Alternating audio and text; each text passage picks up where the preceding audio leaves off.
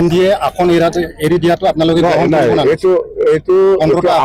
এইটো আমাৰ কথা নহয়। এনডিএ আজিৰ দিনত এনডিএ হিচাপে বিজেপিয়ে নেতৃত্ব লয়, ইউপিএ হিচাপে কংগ্ৰেছৰ নেতৃত্ব লয়। তো আমি বিপিএফ দল হিচাপে আলোচনা কৰি পেলাই আমি বিপিএফৰ কাৰণে কিমান চিট ল'ব পাৰে এইটো আমাৰ কেপাচিটি। ইউপিপিএলে আলোচনা কৰি পেলাই কিমান চিট ল'ব পাৰে ইহঁতৰ কথা, ইহঁতৰ কেপাচিটি কিমান আছে নাই।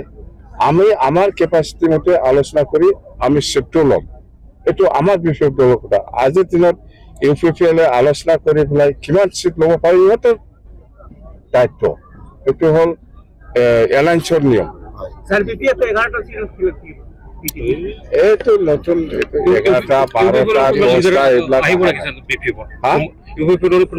ইউপিপিএলৰ কোনোবা নেতা আহিব এইটো আজিৰ দিনত মই কনফাৰ্ম ক'ব নোৱাৰে। মুঠতে আমাৰ দলৰ কৰ্মীসকলৰ লগত নেতাসকলৰ লগত বহুতে আলোচনা চলি আছে, নিশ্চয় আহিব, সময় আছে। মানে বিফৰ মানে ইলেকশ্যন যিটো কোড অফ কণ্ডাক্ট বা ইলেকশ্যন ডিক্লেৰেশ্যনৰ আগতে যিসকলে আমাৰ দলৰ লগত কাম কৰিব বিচাৰিছে ইহঁতক আমাৰ দলত আমি আদৰণি জনাম।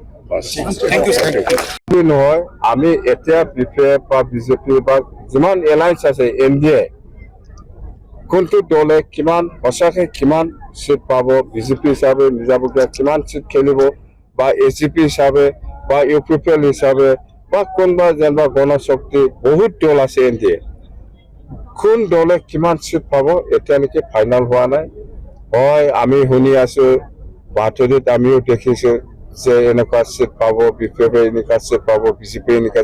এইটো ফাইনেল খবৰ নহয়, যেতিয়া ফাইনেল হ'ব মোৰ মুখৰ পৰা আপোনালোকে শুনিব, এইটো বিশ্বাস কৰক।